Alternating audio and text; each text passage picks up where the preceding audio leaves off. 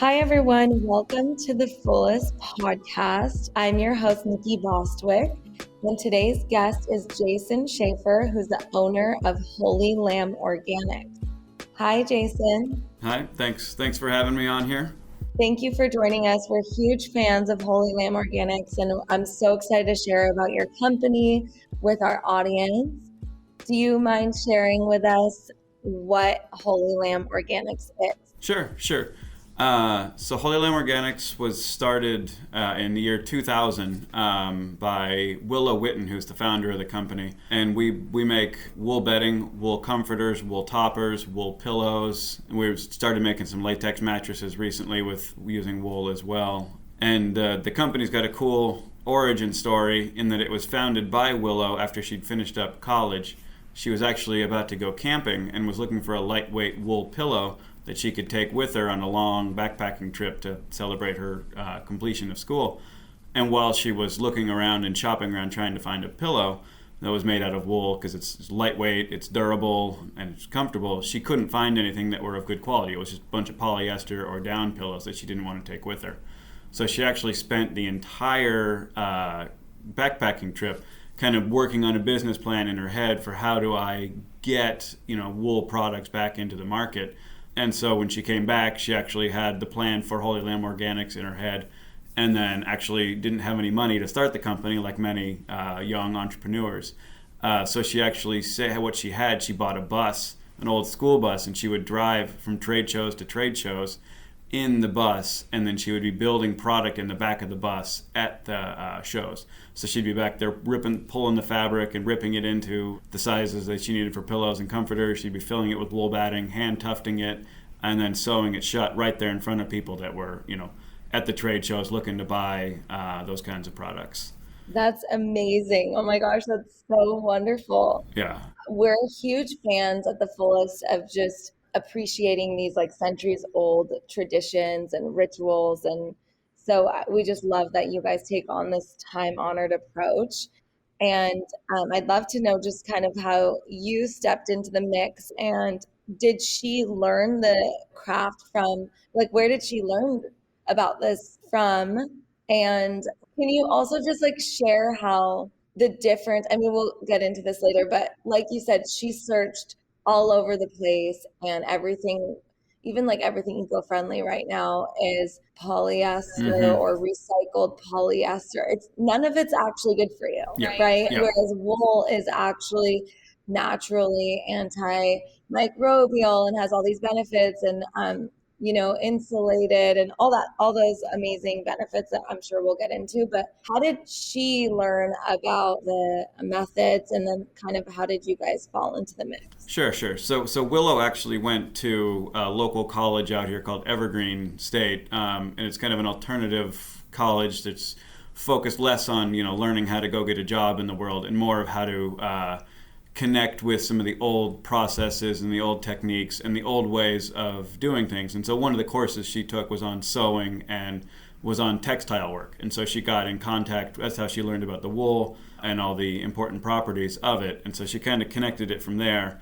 And then it just grew from that, just a one semester class kind of a deal, grew into her career.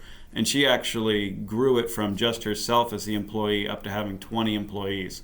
And my wife and I, who we were running a company up north of where Holy Lamb is, and we'd been working with her because the company we were working with, we made a lot of mattresses, and we couldn't really do the comforters and the pillows very well. So we worked with her with Willow to kind of get that set up a little bit more and work on partnerships.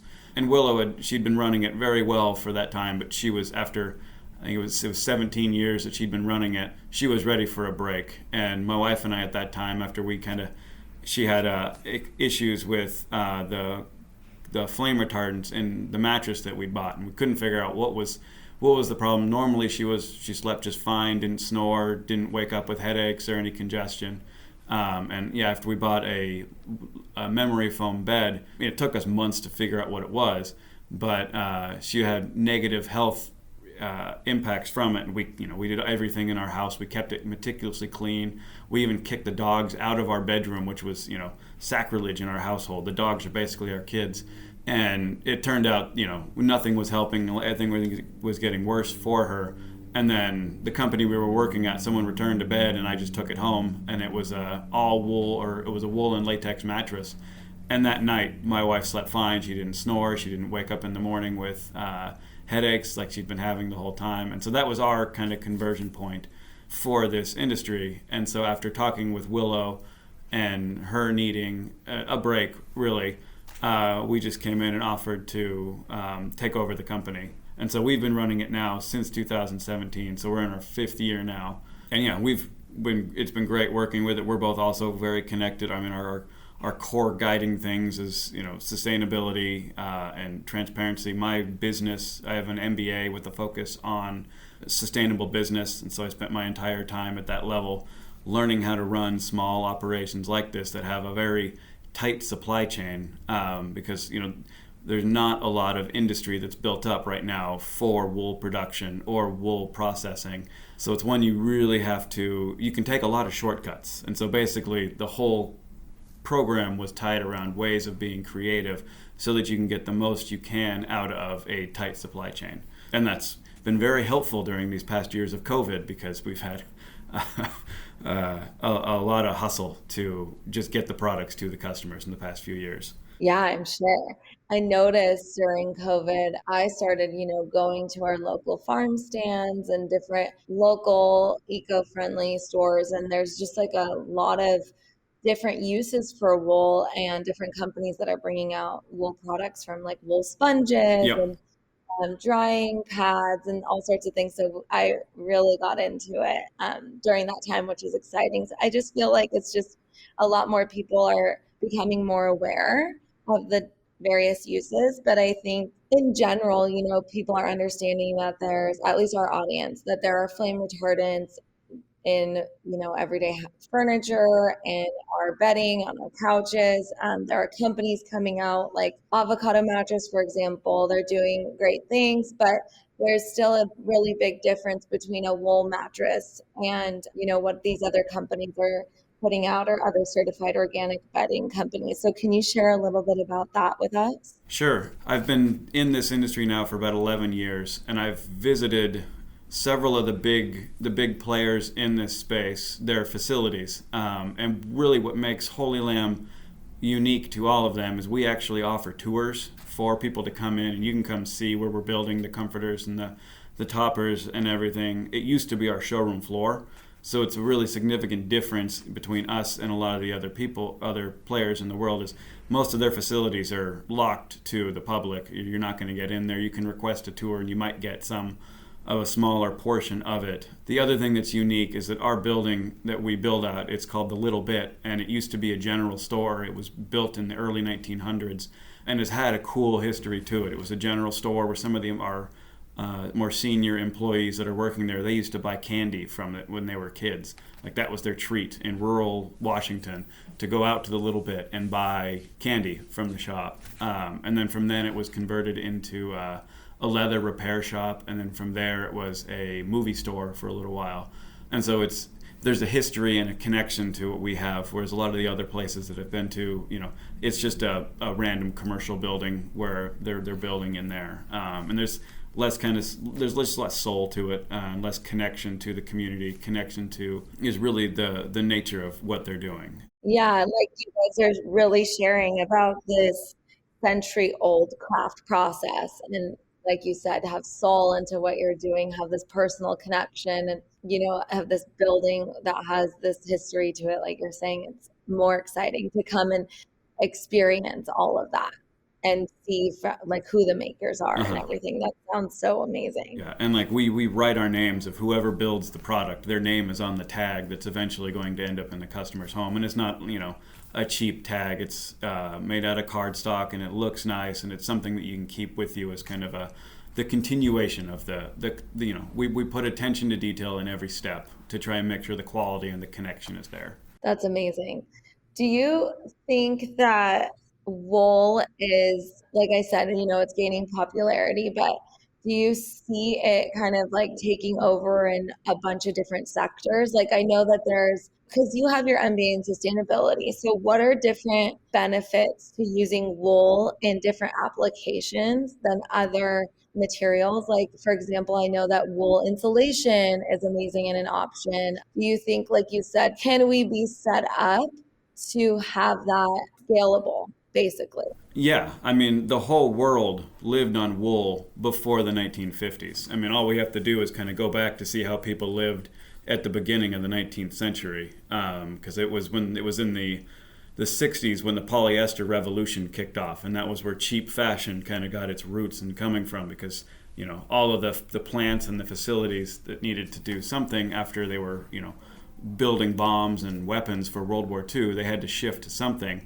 And so a lot of them turned into making polyester, which was a fiber that came out in the late 50s as just a synthetic fiber that came through to just replace everything. And it's it has a grisly history that has been buried pretty good. But if you go back and look at, those flame retardants that got put into especially kids' clothes, people were having accidents because they were wearing the polyester clothes, and if they were near any open flame, polyester carries a high flame load, which is why, polyester beds, memory foam, and anything made from a petrochemical, that's why they need extra flame retardants in them, especially for the mattresses, but even for clothing, even for your furniture in your house. And that's just a result of this flame load that's there. Oh my God. So that's why wool doesn't need the flame retardant added. And so we actually have seen it. I've seen it firsthand with because when you get a mattress tested by 1633, which is the flame regulation that the feds put out, where basically they take a blowtorch to the side of the bed and it's supposed to replicate a house fire, and it's supposed the bed can't hit a certain heat index over a 30-minute test. And so when they tested our beds, I've tested one within the past 5 years and then 5 or 6 way back in the day. But you have to watch the film, which is painful because it's like you're literally watching a bed you built be lit on fire, and you're forced to sit there and watch it. But when you burn beds that have the wool insulation around them, the only time the bed is actually warm is when it's being lit on fire by the blowtorch. And then after that, you can immediately see the temperature dropping. Versus the polyester beds, which you can see everywhere with the rayon barriers or formaldehyde glues in there that is not going to get it to catch on fire, or even some of the powders that are now popular to use. They come like within a couple degrees of the unacceptable heat range. And then it's usually once the 30-minute test is over, that's when they just completely ignite, kind of a deal. So they're built to pass the test, kind of a deal, where our products are built to never catch on fire. Like, even if, not that anyone has wool, the wool insulator we use, it's actually a different process than what we use in our toppers and pillows and comforters. It's actually needle felted.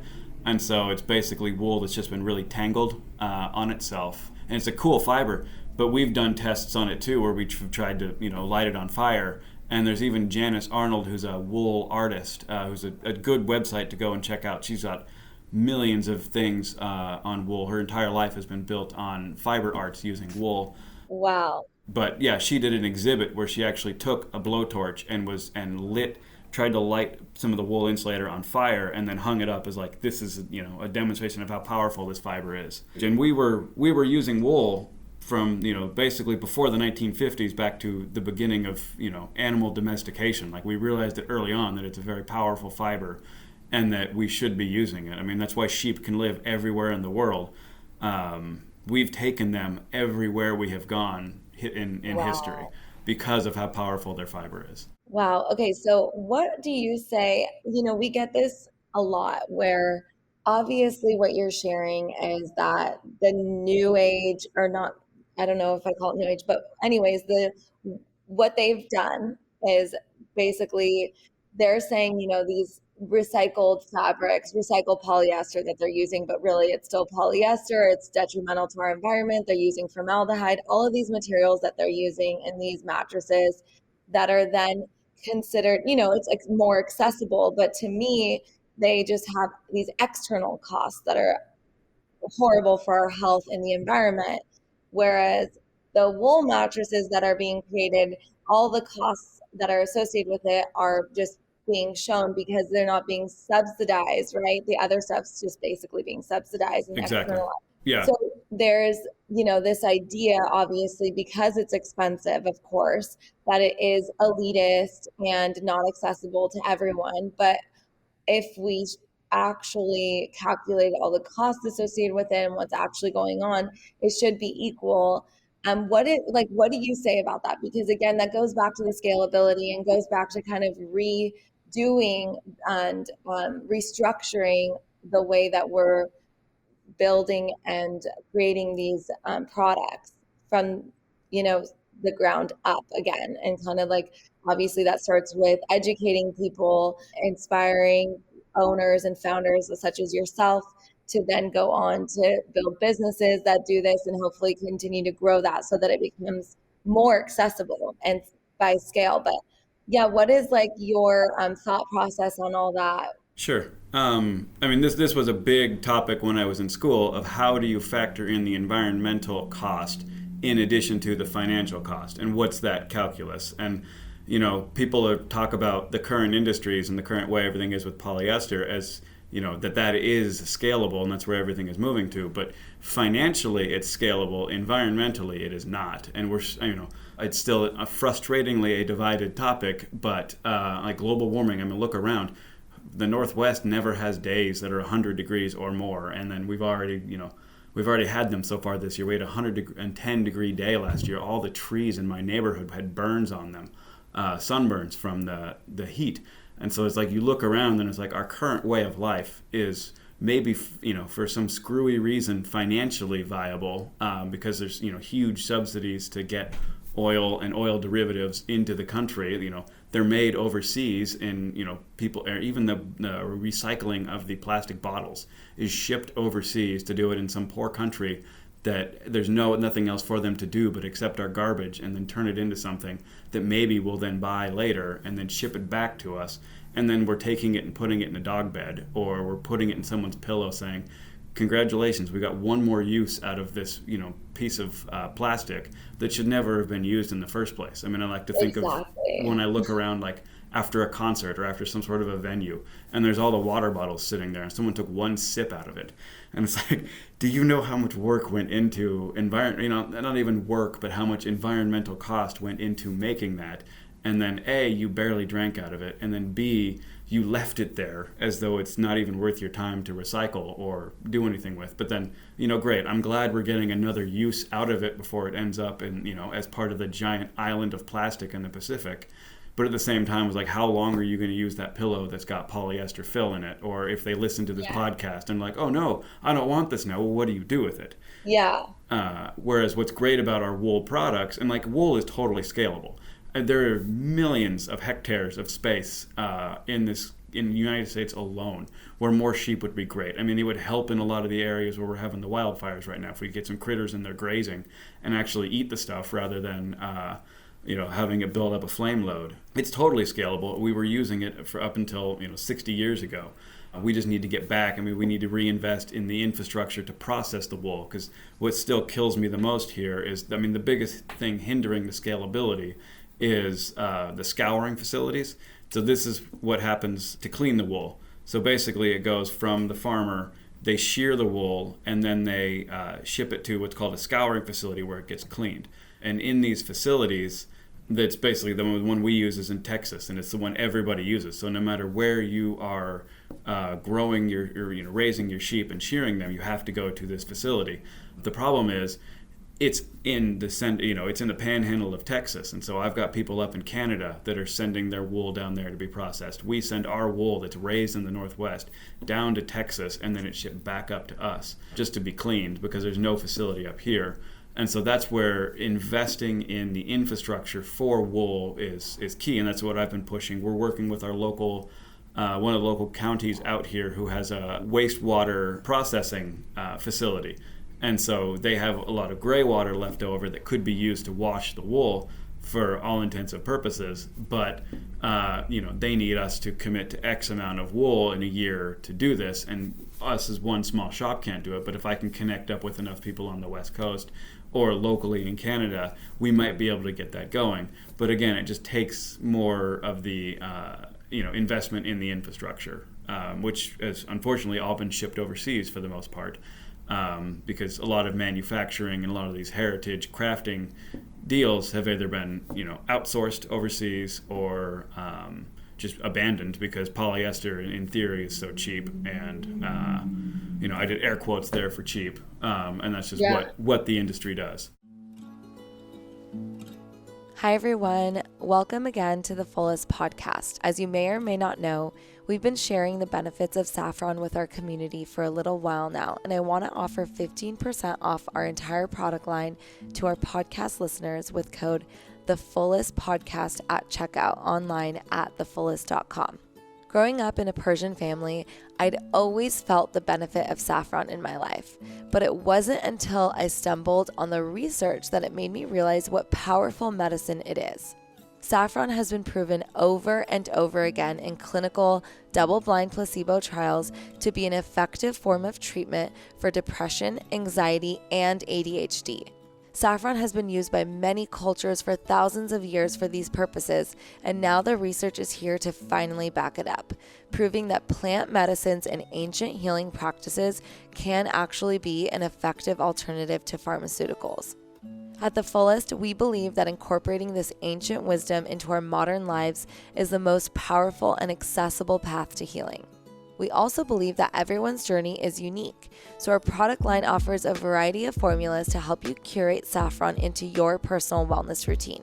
Warm Feelings is our saffron latte powder and comes in individual sachets and in large sustainable glass jars. Featuring 150 milligrams of high-grade saffron in a creamy bed of coconut and cardamom. It's the perfect coffee alternative and feel-good start to your day. If you prefer to pop a pill, Kinder Thoughts is our 30-day supply of saffron capsules, and it's a super simple way to support your body and mood with the power of saffron. Not to mention, it's really amazing for headaches if you feel one coming on. Our saffron soaks are the latest addition to our product lineup, which include Exhale, our saffron salt bath blend, and Inhale, our probiotic-rich saffron milk bath blend. Soak in them to support your digestion, inflammation, and support your skin microbiome. Honestly, at the moment, I'm using each of these products on a daily basis depending on my needs. And to help you begin your saffron journey, we're offering a discount of 15% off just for our podcast listeners with code The Fullest Podcast at checkout. I hope you enjoy your new daily saffron ritual.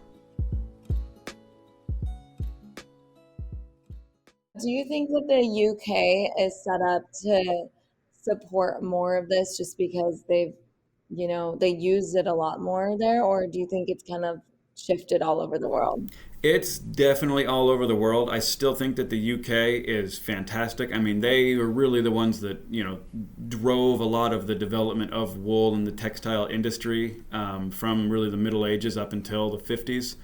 Their sheep are great. The breeds that they've got are great for, providing the different micron sizes for the different uses. And they do still have some of their machinery. Like some of the mills that we're working with, they're getting their wool from England, or they're running the batting. Because basically it's a 3-step process. First you have to shear the sheep, then you have to get the wool cleaned, and then you have to convert it into the wool batting or the wool insulator, that's 2 different processes. But the facilities to do that are far and few between. India is now putting a lot of effort into producing more wool and more wool batting. But again, I'm super supportive of every country having their own wool industry, so that each industry or each country can kind of work with itself to produce it domestically. And if there's more room for it elsewhere, great, you can sell it everywhere else. But it's just hard piece of the distance. We got to get rid of the distance between, that the item has to travel from the time it's, on the sheep to the time it's getting to the customer's house. Because one of the crazy things for us is, our wool just went down to Texas and then it was shipped back up to us to be processed. And then as soon as we get an order online, somebody in Texas in Amarillo was buying it. So I'm like, That's so funny. Yeah, it needs to be localized. And so but that's also, more people in the industry to scale, to build and manufacture. Yeah, that's where I see the bottleneck in the next 10 years, because we're experiencing the same thing. I mean, I've been on our showroom floor, I've been on our phones talking to people for over 10 years. And in the beginning, it was, why wool? This doesn't make any sense. I don't understand why wool is important. Like, they'd ask me, isn't that just sheep fur kind of a deal? Yeah. And now it is completely changed to people calling me saying, yeah, great. I know you have wool. I love wool. You guys have the, you guys sound like a great company. I want to buy from you. When are you going to ship it? So now I'm like, okay, it's gone from, romancing and talking about the wool and talking about the fiber and how great it is to now it's all logistics. It is all figuring out of how quickly can I get wool? What's the quality of it? How, what are we going to have to do to make it perfect for the customer? It is no longer trying to sell the fiber or trying to sell the organic. I spent a lot of time explaining the global organic textile standard. That's GOTS, and why it's important to have it, and why it matters in the world. And now people come in, yeah, you're GOTS certified, I like it, I want it, when can I get it? So we're definitely feeling that it has gone mainstream, and now it's just a hurdle of making sure we have enough materials to fulfill orders. Can you share a little bit about just how it can be used in different applications? And do you think that Holy Lamb Organics is going to go into those different applications, or kind of stick to the natural bedding world? It has a lot of uses. One of my favorite ones that I've been sharing with people recently, because I just put in a bunch of raised vegetable gardens in front of our house, and I put wool at the bottom. And that wool, it was just scrap from our facility, and that wool it's actually done a great job at helping retain moisture, because wool can hold up to a third of its weight in moisture. And so I only have to water once a day. Even when we're getting these 100-degree plus days, the plants are just great, and I'm the envy of the neighborhood. And it's because the wool's under there. And people that I've talked to who have been doing this for years, because we work with a lot of local farmers, and they all have sheep, and because they can't sell wool to anybody because nobody really wants it, what they've actually been doing is they'll shear the sheep, and then they will bury it under the ground and use it on their farms. And then in a couple of years, you can actually dig it back up, and it's beautiful soil, just super super dark, retains moisture super well. It just biodegrades. Wow. And so that's where I see, if we could start incorporating that, even if you're raising sheep and you can't use their wool for, because you want to wash the sheep within the same year that you wash the wool, within the same year that you shear them, because all that vegetable matter and other materials that get into the sheep fur, if you don't get it out within that first year, it really kind of solidifies on there. So there's a lot less of a value for it then. But just getting that to be used in some agricultural uses, of using that for some of your compost, or using that for, rather than some of the fertilizers that you need. I wonder if it could be used to, how you have to use some cover crop, but maybe to on top rather than below as well. Yeah, just something to help with the soil erosion. Yeah. It's great, because if you just pour water on it, it's going to maintain its weight. But there's an endless use of wool. And I mean, if you just look back in history, go back before the 50s and look how people lived, and wool was in every part of their lives. I mean, there wasn't the stigma that there is now about wool clothing being so scratchy, just because the fibers were treated differently back then and processed in a way that worked for wool, not one that works for polyester, and we're just going to try and push wool through that same process. And we've even seen it just in needle felting. That's where you can take wool batting and you can dye it and you can color it however you want to do. But we've seen people, needle felting just little action figures that they can have, and little toys that kids can play with, little stuffed animals. And it's not hard to do. You just need to spend an afternoon just basically stabbing a bunch of wool batting with a little needle. And that just tangles the fiber until you can get it to where you can build it into something. Yeah, very Waldorf. Yes, exactly. I love it so much. That's where my kids go. They both go to a Waldorf school locally. It all makes sense. Where is it? Where do you guys live? Eastern Washington? No, we're Western Washington. The company is out of Oakville, Washington, which is about a half hour south of Olympia, Washington, which is where we live. And then we are about 1 hour to 4 hours south of Seattle, depending on the current traffic. Wow. My in-laws live in Seattle, so hopefully one day we'll be able to link up. Yeah, come on down. As I said, we do tours, and we're always happy to bring people by and show them around. Since you have an MBA in sustainability background, I'm just curious what your take is on just how we're approaching climate change in general, because I think about all of these textile companies, and even like I love what Patagonia stands for, but they still use these like recycled plastic materials, and they still use what's it called, like Teflon, even Yep. though it's probably just like a different fabric for waterproofing, and that's a whole nother thing with wool, right? So I'm just curious, just like your goal with wool and how we can help, how you foresee Holy Lamb Organics continuing to like infiltrate and sharing with the climate change message. But my mind kind of goes to, we were talking about fire, so my mind kind of goes to all the spraying that happens now, because you're talking about prevention when it comes to fire with the sheep.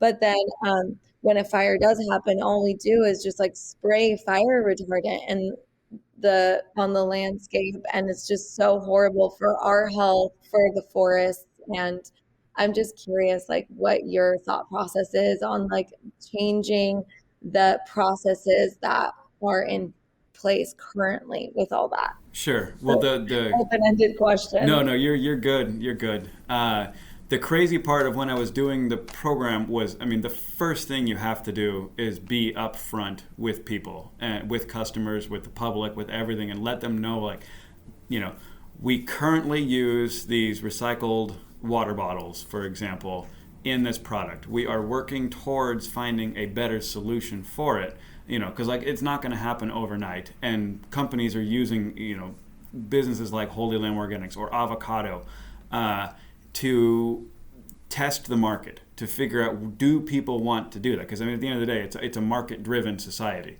I mean, whatever our dollars go is wherever the bigger fish are going to invest in the next year. That's why when you go to the freezer aisle at your local grocery store, you're going to now see a bunch of frozen dinners that now low in fats, or contains no high fructose corn syrup, or contains no hydrogenated oils. All these things, because we've been we've been petitioning and complaining and arguing for years that we don't want that in our food. And so the big fish, they look at it and they're like, okay, we can see you don't want this, so now we're going to go through and we're going to make something different.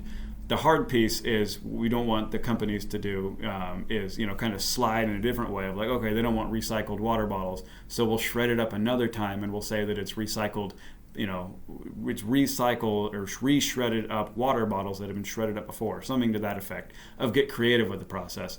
It's more of trying to encourage them, and again, we do this with our dollar, of like, if we're demanding or pushing or not buying their Teflon wrapped hiking gear, because we want to try something else that has, some felted wool put in there, which would work great, and it would keep the temperature regulation going on there better than the Teflon, because there's more airflow there when you need it. But again, it would be finding small companies like that, or just individuals just giving it a shot of like, hey, I can go out and I can find some needle punched wool. I'll find a really thin micron size that would probably work pretty well in it, and try it and test it in the market. Because that's what these bigger fish are looking for. They want to see what small companies are starting up to address this market.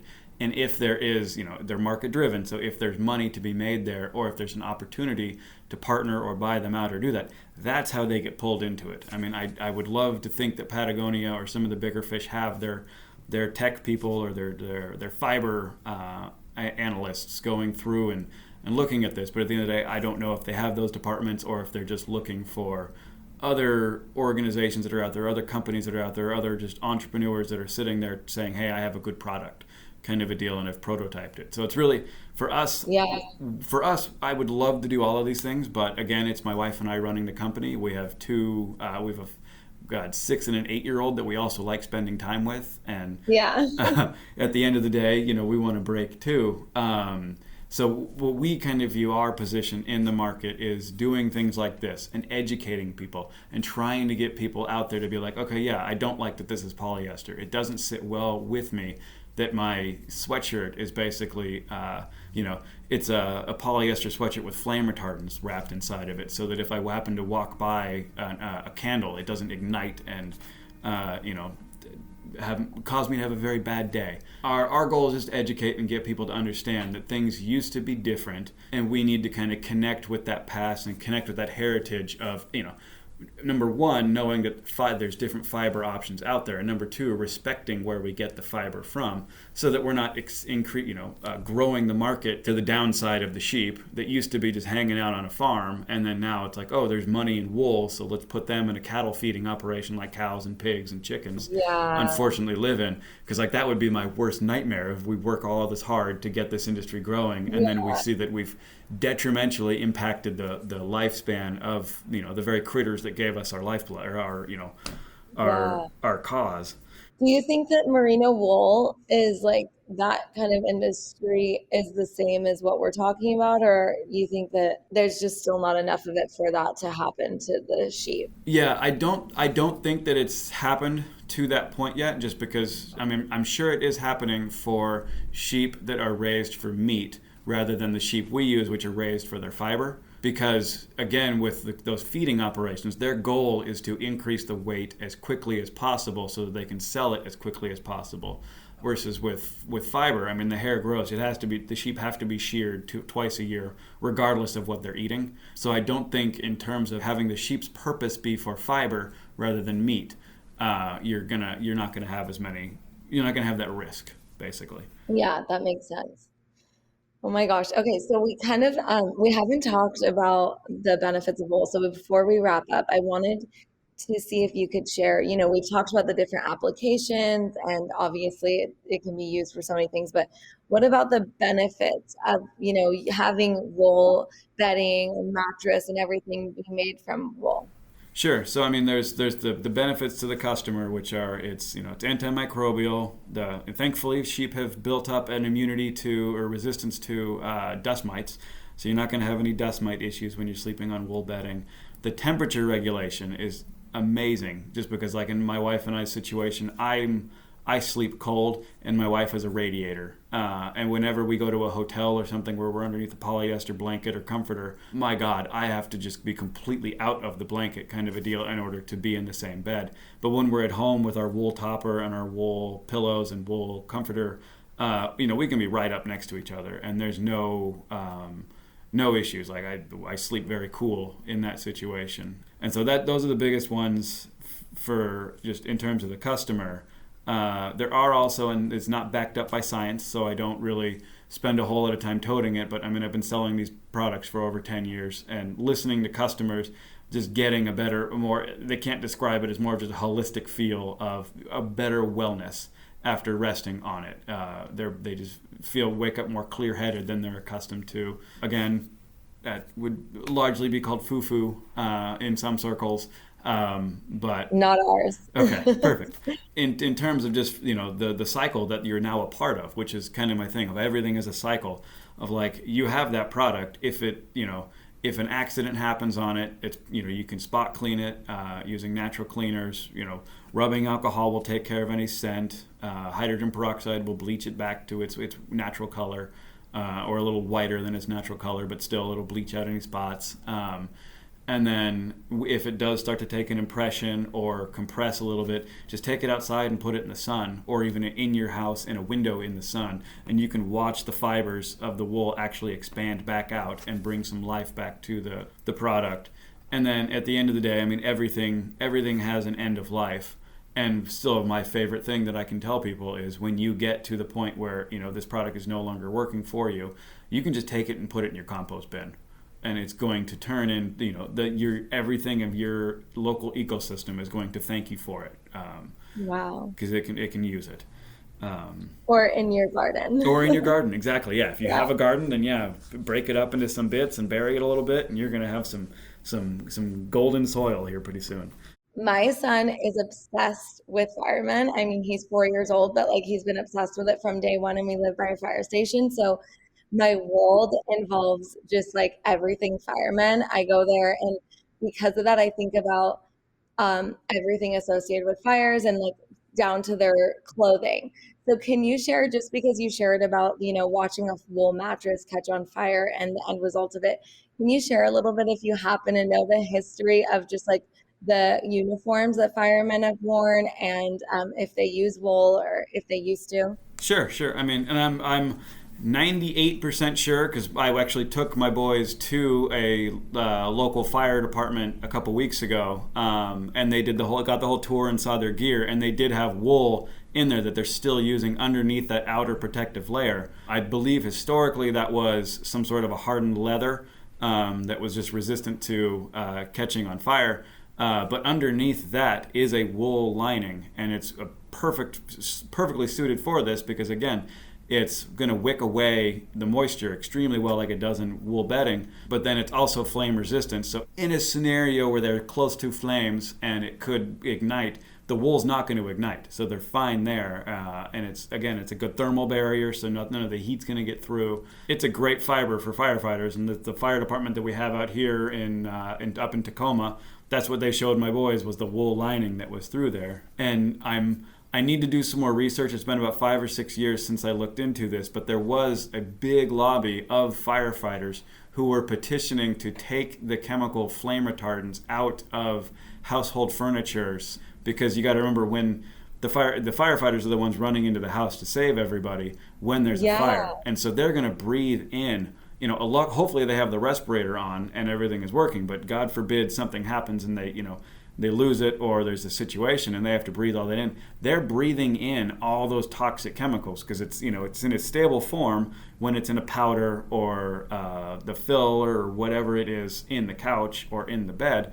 But then once it's on fire, I mean, it's just releasing all those free radicals over all those noxious gases, and they're the ones breathing it in. So there was I want to say it was like 2014, 2015, where it got some attention and it had a bunch of firefighters who were maimed, basically. Their lungs can't process enough oxygen anymore, or there's scarring tissue in there to where they can't be firefighters anymore as a result of breathing in these noxious chemicals. So it was kind of a big push to just bring awareness of this, because it's like your couch is saturated in these chemicals, to make sure that it passes the federal regulations, so that if it catches on fire, you have at least 3 to 20 minutes to get off of it before it's going to ignite and then be not only a fire in your house, but now spewing out noxious chemicals.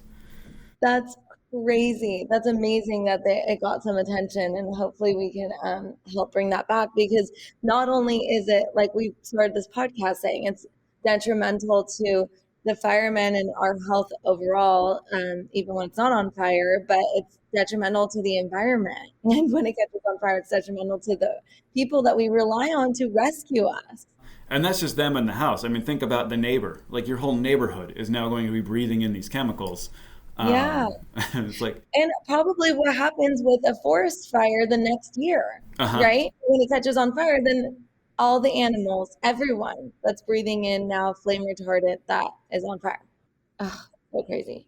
Well, again, thank you so much for joining us. We are huge fans of yours. We can't wait to watch you guys grow and educate more and more people. And hopefully more and more people are, excited to support the industry and help the manufacturing and scaling of the business. And we're just grateful that you took your time with us today.